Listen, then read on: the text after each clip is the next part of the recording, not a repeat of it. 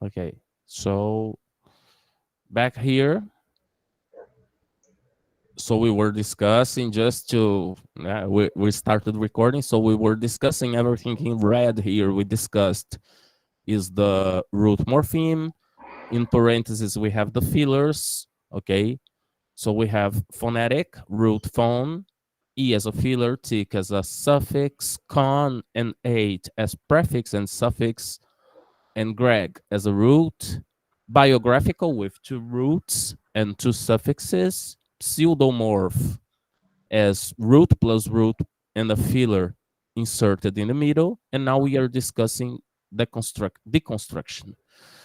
Now I asked you to consider the word construction since D means reverse process. Deconstruct, similar to in undo, or I cannot remember, or unbreak, like in the song Unbreak My Heart. Anyway, deconstruction. Let's consider construction, which seems to be the root in construction. Somebody said it's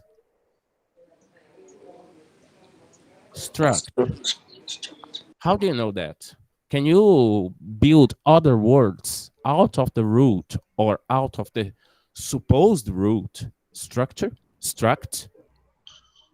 Instruct? Instruct, yeah. Instruct, somehow building a structure, yeah, a structure of knowledge. Or what else? I'm thinking of a simpler word. Struct, like in sculpture. When you take the word sculpture,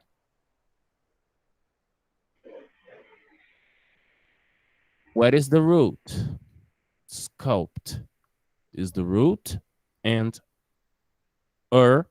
is a suffix. Now, can you make this structure? Mm-hmm. You see? So you can put other morphemes by the side of struct to form other words, such as structure, structural. I cannot think of others, but the dictionary can. So let's go to it. Structural,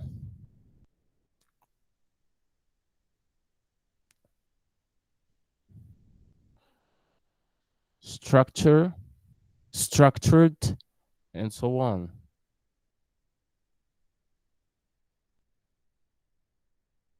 So struct seems to be the root.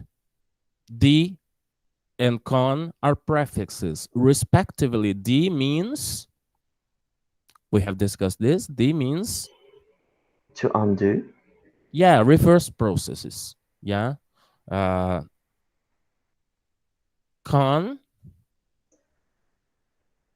To put things together?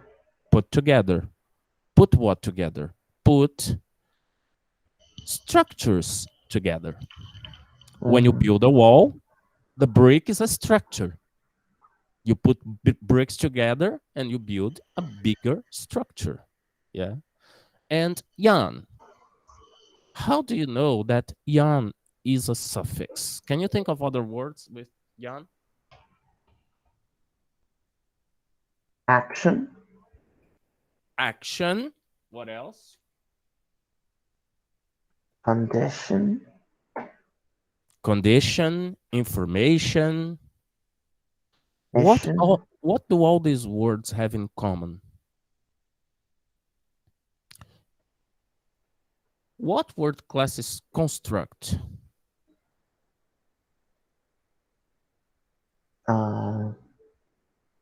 Construct? What word So, class is it? Looks sounds like like a noun. no. No. Construction is a noun. Construct is a verb. Seems to be a verb. I don't know if it's in the dictionary, but I mean, it gives us the idea of action. Yeah, construct something. Now, when we put yan, think of the other words you mentioned here in the examples, like ambition. Okay, ambition is a In terms of word class, ambition is a noun. Noun. Uh, tradition. What word class is tradition? Also a noun. Also a noun. What word class is information? Still a noun. Still a noun.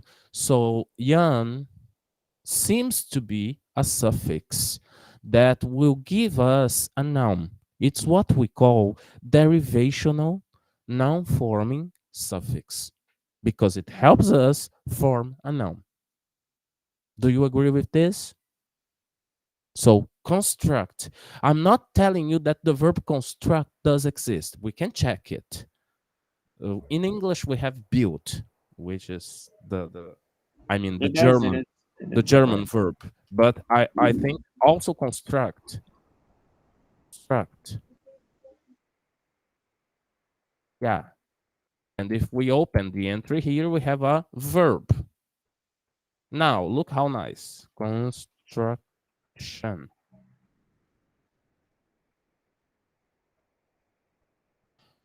It's a noun, which tells me that by putting ion at the end of the verb, I derive a verb into a noun construction. That's what enables me to say that "yan" is a derivational noun forming suffix because it helps me construct a noun. And it works with other verbs like to inform, okay? Inform, information. Information is a noun. To inform is a verb. Or to accelerate. Okay, accelerate is a verb. If I change the end of the word and put "yan", I have acceleration, which is a noun, and so on. Okay, that's why there are many people that think that in English you just have to get a Latin word and put "yan" after it, and you have an English word. Os estudantes brasileiros têm essa mania, né? Por isso que a gente fala em embromation English, né? O verbo embromar, põe on no final, embromation, já é uma palavra em inglês, né? É uma regularidade da língua que faz com que os alunos criem palavras, né? Não só o aluno, o aprendiz, ou a criança que está aprendendo, ela pode, né, se valer da regra para criar em cima desses sufixos, né? Esses sufixos são muito produtivos, é isso que a gente diz, é por isso que, como eles estão muito presentes, dá a ideia de que sempre vão funcionar, né? Eu tinha um aluno que achava que inglês era só poation no final das palavras e estava tudo certo, né? Okay, so we finished this first exercise, which is basically a first attempt for letting you decide, letting you think of the word parts not as syllables but as morphemes, okay? And decide which morphemes are roots and which ones are prefixes and suffixes. Every morpheme is either a root or an affix. And when I say affix, I mean prefix or suffix, okay? Now, the last two questions are of a theoretical nature, okay? And I'd like to discuss them orally with them. I told you last class, let me just stop the presentation. I told you last class about allomorphs and homophones. And then I asked in the exercise list, what are allomorphs, and ask you to give two examples of allomorphs. Did you manage to do that? Who wants to oralize what allomorphs are?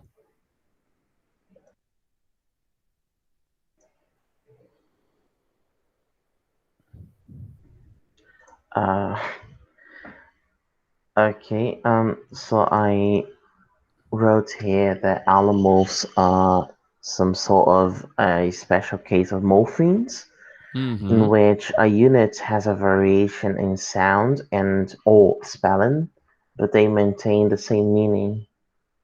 Perfect. Perfect. Allomorphs Again, would you are you on a machine that is easy to share your screen? Would you share your answer, Victor? Would you Sure. mind doing this? One Okay, second here. okay. I'd like to see other answers, okay? Because this is an open question. Well, this is the typical kind of question that I may put in the exam, okay? Can you see here? Okay, can you zoom? Yeah, good. So, can you read that? Can you read that for us? Okay.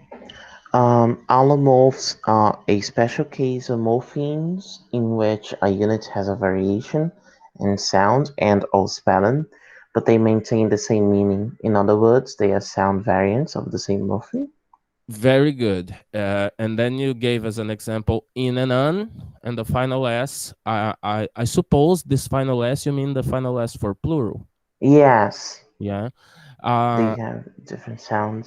if you would take an advice, I would put it in the context of a word to exemplify better. I understood your examples, and I would Mhm. consider it right, but I would give it inside words to diminish any ambiguity. You see, but Mhm. that's great. Anybody else would like to share the answer? Do you have a different answer about allomorphs?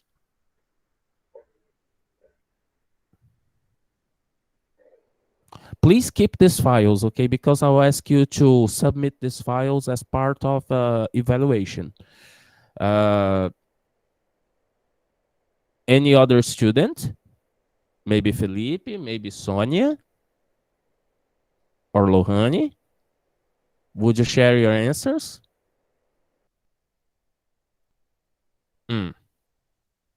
Okay, so basically, those who said allomorphs are the same morpheme made it right. If you gave me the idea that an allomorph is a morpheme that's different in sound or spelling, but it's the same morpheme. All in all, it's the same morpheme with a different uh, realization. You made it right. Okay, we have plenty of examples of allomorphs, like Vitor mentioned, the plural. We have the an and the, as we just discussed before about deconstruction and unerase or undelete. Okay, d and un meaning the same thing, meaning reverse process. We have plenty of allomorphs uh, in the English language. Well, the next question was about homophones and to give me examples. This one I'd like a different student to share with me. Who wants to answer about homophones? What are homophones? I mean, homophones are really homophones really to the dominion of morphology? Did you learn about homophones in another subject We in the study homophones in phonetics. in phonetics? Okay, so we discuss homophones in contrast with allomorphs in morphology to make a difference between what belongs to morphology and what belongs to phonetics. Homophones happen to have uh, the same pronunciation, the same graphics, but they are different morphemes. Okay, so we are not talking about the same morpheme. Now, I'd like to see some formal answer for this. Would any of you share? Valendo meio ponto na média final. Vamos ver se assim vocês compartilham. Actually, it's kind of simple. I think homophones are words that have different spelling but are pronounced similarly. Yeah, sometimes words, Have the sometimes same, morphemes. yeah, Sometimes a morphemes, morpheme happens to words. be a word. Yeah. Yeah. We have the Um, classical example of minimal pairs. No, not of minimal pairs, of identical. Yeah, homophones are identical sounds. Minimal pairs is like now that I touched the point, I have to mention like sail and sail. Yeah, sail like navigate and sail selling something. These are homophones. Like now, minimal pairs are like well, shit and sheet. Yeah, we have only one distinctive phoneme. Okay, I cannot think of a better example. Sorry, I always think of the absurd examples. Well, do you have a formal answer to share? Would you share your answer, Vitor? Would you mind? Me? Just as a reference. Okay. 1 second here. Um, here. Okay. So, homophones are another special case of morphemes, but it differs from allomorphs. Homophones are morphemes that have the exact same sound, but they have different meanings. And I put the case of eg and ing. Good. The case of ed. Let's discuss the case of ed as past participle or And simple simple past. past. Yeah. Uh, I think there are other cases, but these two are the most remarkable. They're the Now, the case of classic ones. ing, because of the way we teach English in Brazil, starting from present, simple present, and then to present continuous, since ing is the first morpheme for present continuous students see, they tend to consider it always the gerund, but it Yes. can also work as a Present participle. yes, it's present participle that we call gerund, but there is another application for this, like the nominalization. Okay, when you want to turn a verb into a noun, to speak, the ability of speak is you're speaking. The ability to listen is listening. The ability to write is writing. Now, when I mention the three abilities in English, listening, writing, speaking, I'm talking about three nouns, the names of processes, the names of abilities, in fact. Listening, writing, and speaking. It's not the gerund, it's the nominalization of three different verbs, you see? So in this case, the ing in I'm listening to you is not the same ing as in his listening exercise was perfect. Listening and listening. But the first listening is a verb in the gerund. The second listening is a noun. You see the difference? Okay. Good. Yes. Yes. Was it difficult, the exercise list? Did it make your carnival more a bit more happy? It was joyous. Yeah, your non-carnival. We had a non-carnival. Okay, so we now move to the second class. Okay, the second topic. I won't save this.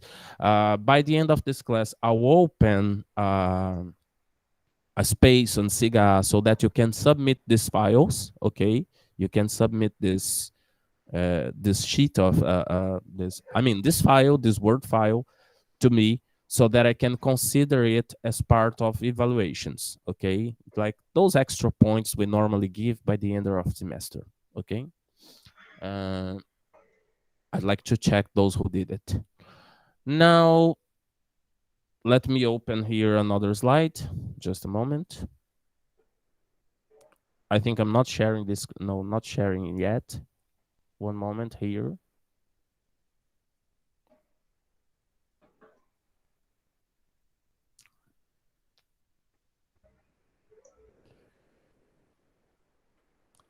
Okay, so today we are going to discuss types of morphemes. Let me share the screen.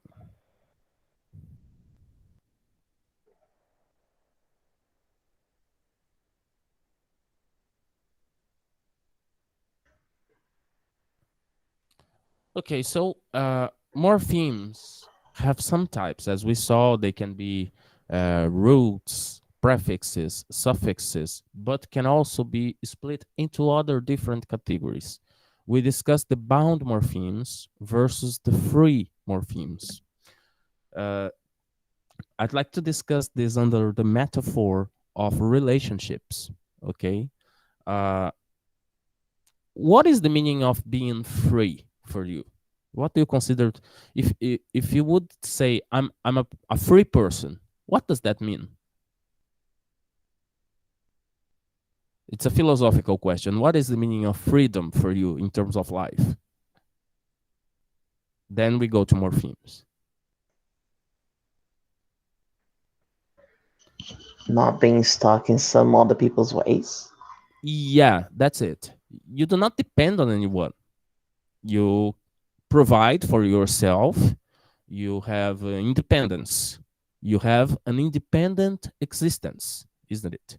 Now, when you are in a relationship, especially in those sick relationships in which a person cannot survive without the other, the person is attached to the other as part of him or herself. So this person is bound to another one. Bound morphemes are similar to those people who do not exist if they do not have the beloved by him or herself. That's reasonably something the like. So bound morphemes are normally affixes.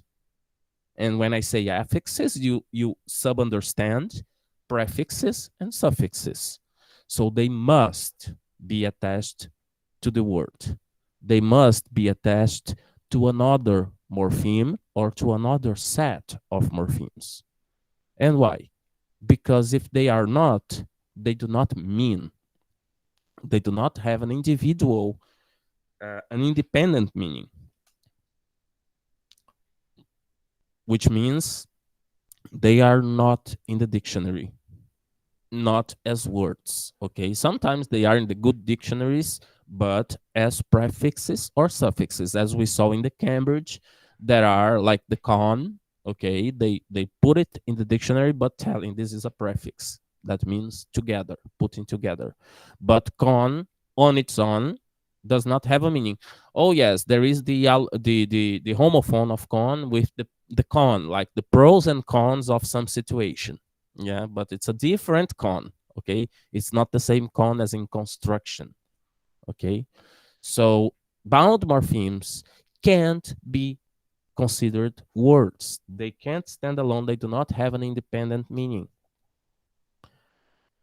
Prefixes, infixes are not very common in English, but we have them in Portuguese, like in mesoclises. Okay, suffixes, circumfixes. Okay, which go part to the beginning of the word and part to the end of it. They are split. Okay, again, cases of mesoclises. In English, we do not have infixes and circumfixes. So let's take a look, for example, include. Okay, as in the words include, exclude, or preclude. Clude does not mean anything. Okay, include has a meaning, the idea of inclusion.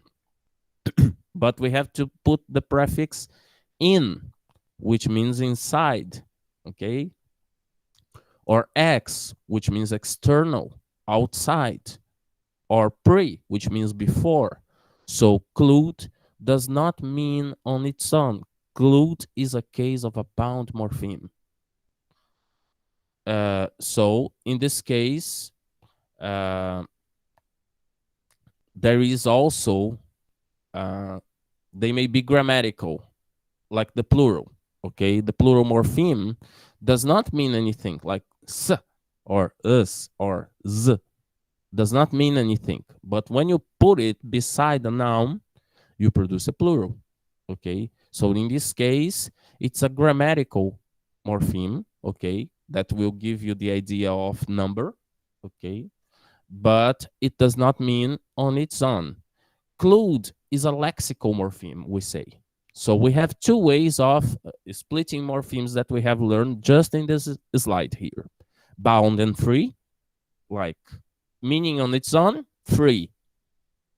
Needing to be attached to another morpheme or word, bound.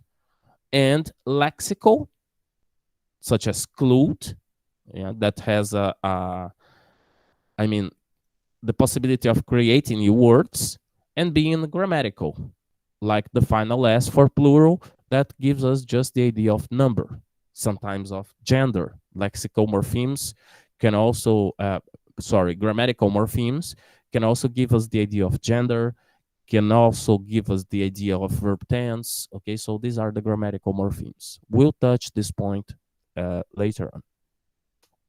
Now, pre-morphemes, on the other hand, are those that can stand alone as words. Can you mention some?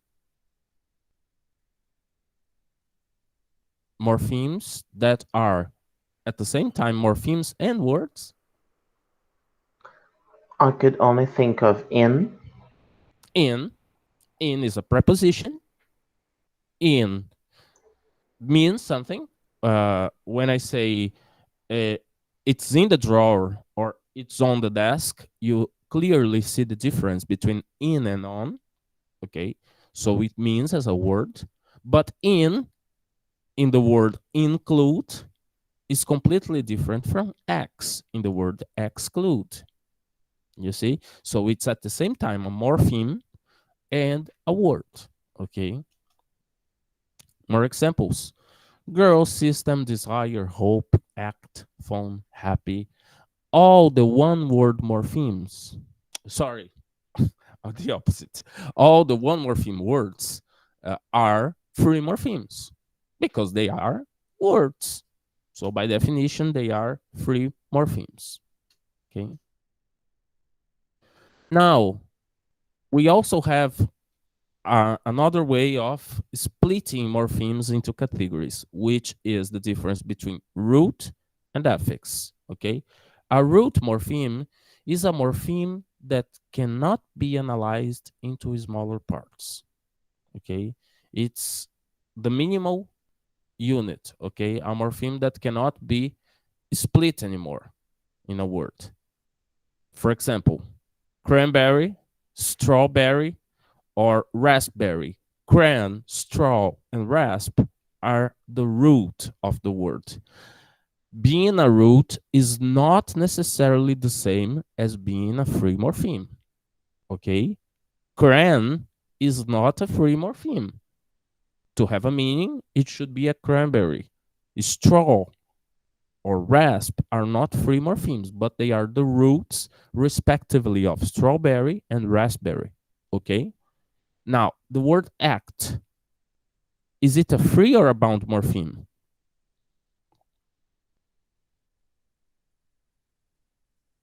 Act. Consider the word actor. We have two morphemes, act and or. Now, is act also a word?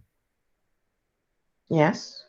A verb? Yeah, it's a verb. Mhm. So it's a free morpheme. It's the root of the word actor or actress. Okay, and it's both then root and free. Cran is a root in cranberry. It's a root, but it's not free. It's bound. We need other pieces of word, other morphemes, so that we can have a meaning. Take beauty. Beauty. In fact, the morpheme is built. Yeah. Beauty with the final Y is a free morpheme. It's also the root in beautiful. System, the same thing. We have systematic.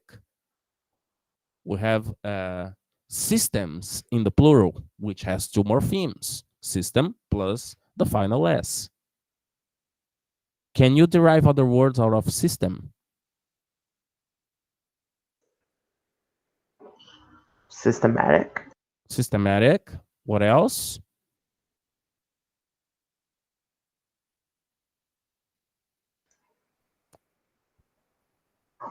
Microsystem. Microsystem. Very good. You put the prefix micro, okay, to mean very small, and so on.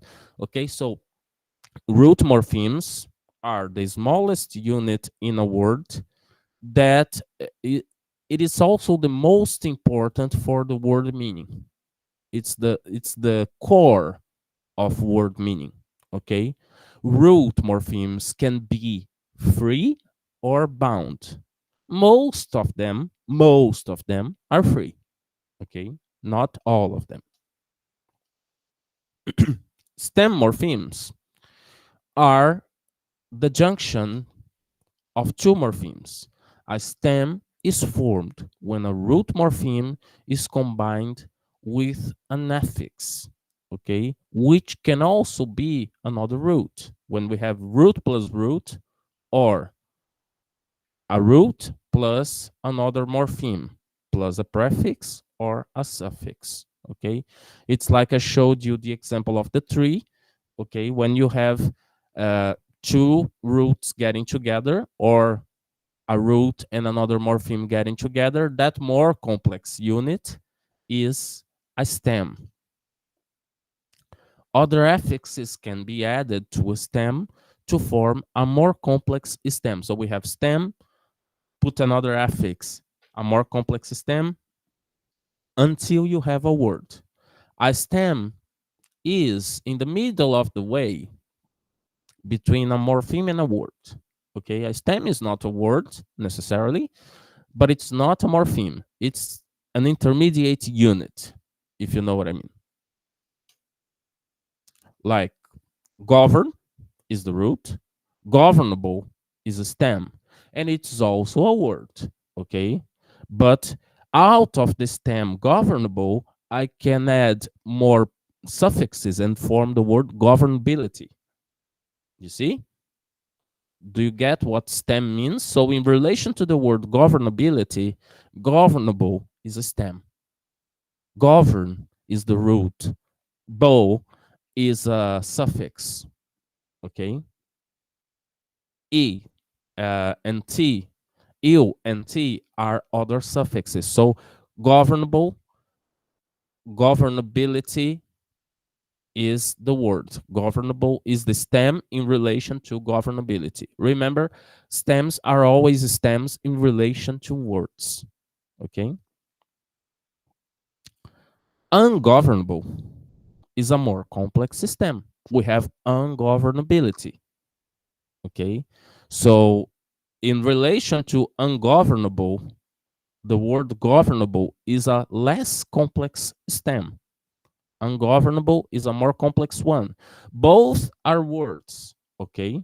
Both of them are words. But in relation to governability or ungovernability, they are just the stem. You know what I mean? Do you understand the notion of stem? Unidades mais complexas. Vai aderindo pedaços, de modo que só posso dizer que é stem em relação a uma outra palavra mais complexa que ela, tá? Eu posso considerá-la como uma palavra cheia, governable. Tá? Mas em relação a uma palavra mais complexa, ela é o stem dessa palavra mais complexa. Ok? Ou muito difícil? Muito difícil. Vamos de novo, então. Deixa eu ver se eu pego uma metáfora aqui. Think of the words as Lego, you know? You know Lego? Have you played Lego? Yes. So you can create a car, yeah? You can create a car with Lego. Each piece you put together until you have the structure of the car is a morpheme. Each piece of Lego is a morpheme. So you put them together, you form a car, okay? Now, you want this car to be an ambulance. So it needs a giroflex. Sabe o giroflex? Lá de cima do carro, aquela luzinha? Yes, sim. Esse carro, sem o giroflex, se você pensar na ideia da ambulância, ele é só um stem. Ele é um carro, né? Ele é um carro normal, né? Ele é uma unidade, é uma palavra, né? Mas quando você põe a pecinha ali que faz o giroflex, você criou uma unidade mais complexa chamada ambulância, ou viatura, ou o que você quer que seja que tenha giroflex. O giroflex é como se fosse um prefixo ou sufixo a mais. É um item a mais, né? essa estrutura de carro em relação à ambulância é só um stem. Acho que eu compliquei mais, cacete. Peraí. Não, eu só entendi. Yes, eu fico sempre com dificuldade com as minhas metáforas, ok? But a STEM, vamos pensar assim, por nível de complexidade, ok? Level of complexity. We have morpheme, is the minimal unit. You have STEM, the intermediate unit. You have the word, it's the more complex unit, okay? So word is the most complex, morpheme is the less complex, stem is the intermediate step. A stem is morpheme plus morpheme, okay? With a meaning, okay?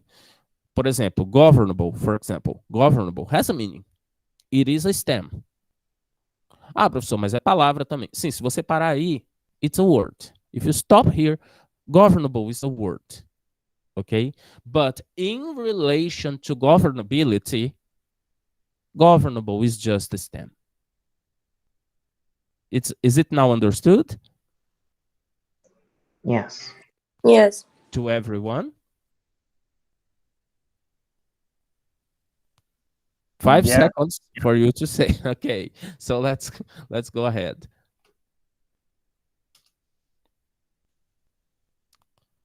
Okay, we have learned about sorry. So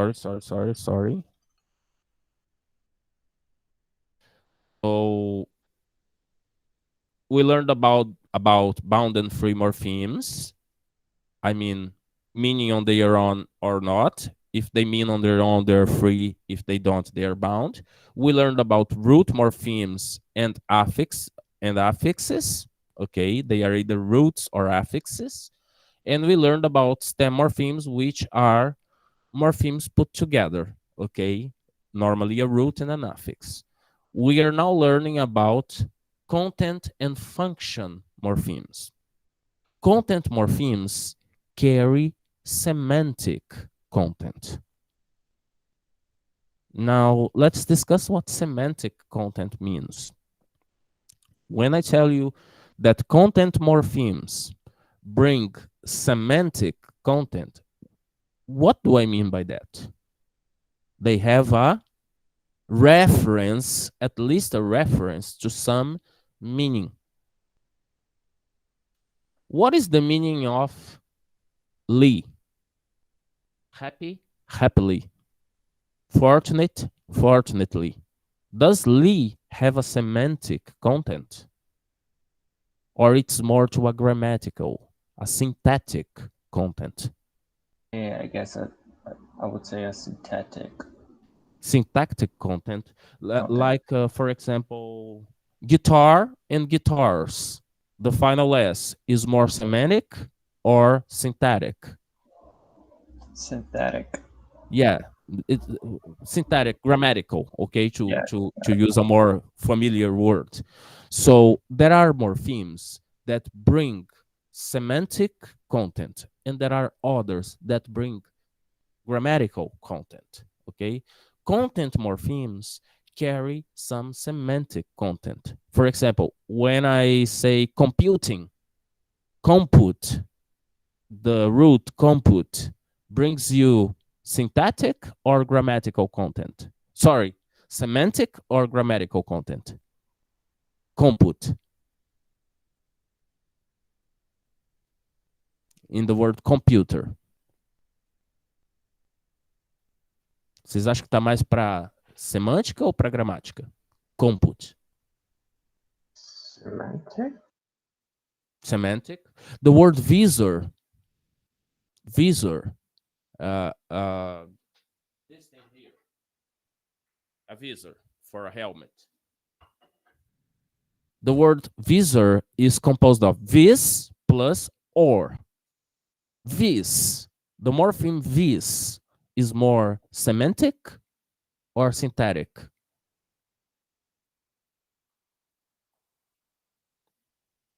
Deixa eu abrir o Word aqui. We'd better see what we are discussing. User.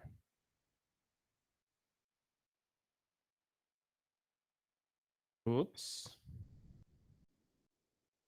So we have these two morphemes. Now consider this. Is it more semantic or vocês não estão vendo, eu não compartilhei a tela. Sorry. Então sim. Is this semantic or syntactic? Dá para derivar outras palavras daí? De vez? Tá. For example, Vision. vision. So it's semantic. Now, Visible. visible, yeah. Take the word teacher.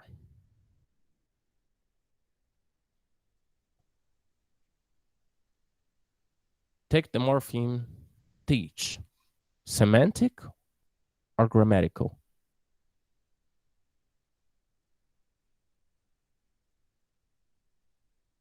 Is it for concordance? Is it for verb tense? Is it for plural? If it's for one of these things, like concordance, verb tense, plural, gender, then it's grammatical. If it gives you an idea of something in the world, a name, or the one that does a process, then it's semantic. Teach, is it semantic or grammatical? Semantic. Okay, now, okay, this is easy. Teach, you know the action, okay, you teach. How about the final in teacher or as in performer? Final in performer, which is the same morpheme, or it's allomorph, or as in actor,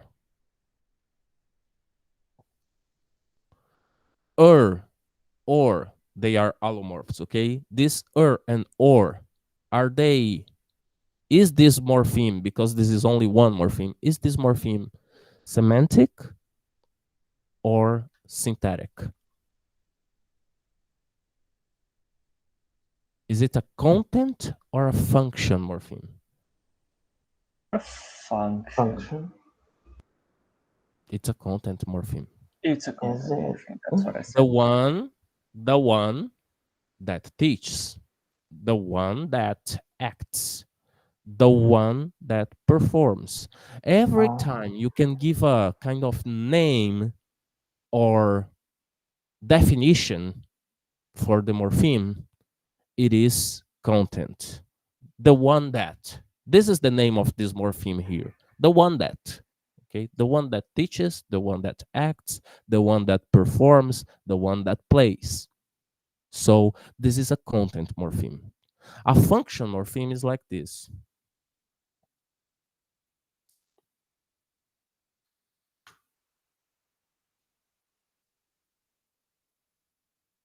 Teachers.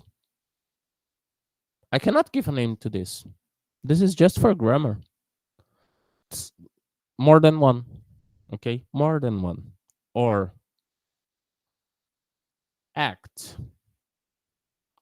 Act, is it content or function? It's a verb, right? The verb to act. Okay. I'll take the sentence. He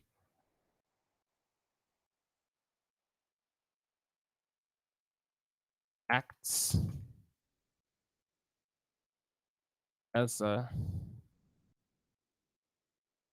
foolish man. This final S, content or function? In other words, meaning or grammar? This one in yellow. Meaning? Is it here for meaning or for grammar? Grammar? For grammar, so it's a function morpheme. Well, now I get it. So if it's related to grammar, it is function. If it's related to semantics, it's content. You see? Are you convinced of that? We have these two types of morphemes. They are either for the sake of grammar or for the sake of meaning. If they are more related to meaning, to naming things, to naming actions, they are content morphemes. If they are there just to fulfill a grammatical rule, like simple past, past perfect, gerund, and so on, they are function morphemes. They have a grammatical function. So, example, car, able, or run, or un, they are content morphemes. Remember, un, we can name un, like un means reverse process. Okay, I can put a name on it, on this morpheme. Un or d mean reverse.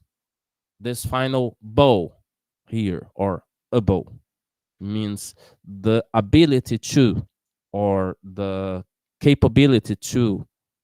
Okay, car is a one morpheme word. It's the name of something in real world. They are all content morphemes. Now, function morphemes act exclusively to provide grammatical information and syntactic agreement. For example, and, okay, the word and for addition, on, all the prepositions, all the conjunctions or the plurals, they are there just to give you the idea of opposition, of plural, of addition, and so on. What is the meaning of but? It's difficult to define the word but. Yeah, we know that it presents us the idea of contradiction, but it's grammatical. Okay, what is the idea of and? You Addition. can, yeah, you can, yes, you can probably symbolize it with the plus symbol, Mhm. but and gives us the idea of one and other and other. It's grammatical. The plural and are kind of similar. They give us the idea of more than one, but we cannot say it's meaning itself. It's one meaning and another meaning. And here is like a just a tool to put two meanings together. So note that these are not simply different names for derivational and inflectional distinction that we are going to see later on. Okay, basically, for now, I want you to keep in mind that a function morpheme is more related to grammar, whereas a content morpheme is more related to semantics, okay? To what you can define in the dictionary, okay? Function morphemes are related to grammatical rules, to the idea of opposition, to the idea of addition, to the idea of, for example, the suffix "ly" in all adverbs, okay, in a certain way, okay? They are grammatical, they are not content morphemes, they are function morphemes, not content, okay? Like in happily or um, hopefully, thankfully, this final "ly" is grammatical, just to give you the idea of in a way, in a certain way, okay? I have a question here. Yeah, You mentioned that and, on, but, etc. They are um, morphemes related to grammar, right? yeah, function, yeah. Yeah, and I don't know if you said that or if I was just confused, but they don't have meanings by themselves. They need something else to add No, meaning they to do. them. They do. They have a meaning by themselves. I mean, we know the difference between in and on. Okay, so and, on, but they are all free morphemes. Okay, they are free. They are not bound, but they are free and function. You know what I mean? One thing is splitting morphemes into the two categories of bound and free. It's one way of classifying them, okay? Uh-huh. For sure, and, on, and but are free. They do exist in the dictionary, but they do not exist in the dictionary with a semantic meaning. They exist with a syntactic function. If you go to the dictionary and look up but, you will see probably a conjunction. Okay, Mhm. it's defined as a conjunction to give the idea of uh, opposition. Okay, so it has a grammatical role to play in the language. It It's doesn't represent a process or anything of the sort. It's just for grammar functions, isn't it? That's it. That's it. It does not name something either concrete or abstract in the world. So Okay. content morphemes are basically the nouns. Well, the verbs too. They name things in the real world. You see, Okay. either Uh-huh. concrete or abstract. So what I'm presenting you in this class are different ways of establishing dichotomies in classifying morphemes. Okay, so every time I'm presenting a category of classification, I'm presenting it as a dichotomy. Like dichotomy number one, bound and free. Dichotomy number two, uh, just forgot, root and affix, which has a stem as an intermediate unit. Dichotomy number three, content and function. Okay, so it happens that a free morpheme, which can stand alone as word by definition, may be either content or function, okay, according to its role in the English language as a grammatical element or as the naming of a process or of an entity or the description of this process. You see? Ficou mais claro, gente? Yes. Ok. São três dicotomias diferentes, tá? E sempre uma em relação à outra. Eu não posso falar. Eu posso ter, por exemplo, um morfema. Ele é ao mesmo tempo free e ele é function, que é o caso do but, né? Ou car. Ele é ao mesmo tempo free, porque ele existe, ele é o morfema e ele é a palavra, e ele é content, porque ele nomeia algo no mundo. Ok? Então, são categorias distintas e uma só existe em oposição à outra, tá? O bound só existe em oposição ao free e vice-versa. O content só existe em oposição ao function e vice-versa, ok? I hope it's clear now. And so we have another distinction, which is derivational and inflectional, ok? Morphemes can era o que eu estava falando. Morphemes can be bound while content, or they can be bound while function. They can also be free while content, or free while function. Okay, they can be both things. Morphemes may be free as well, like the prepositions. On, but is not a preposition. On, in, at, okay.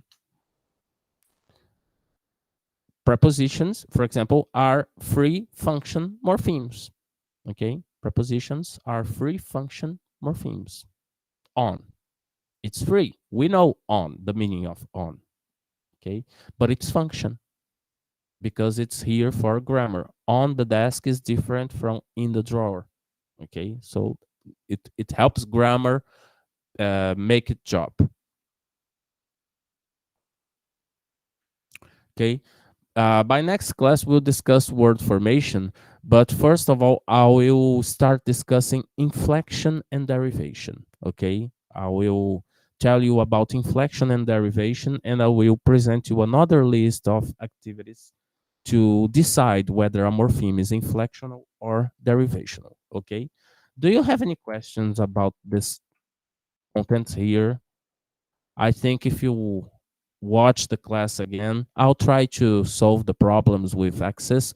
Do you all have problems accessing the class in Google Drive, right?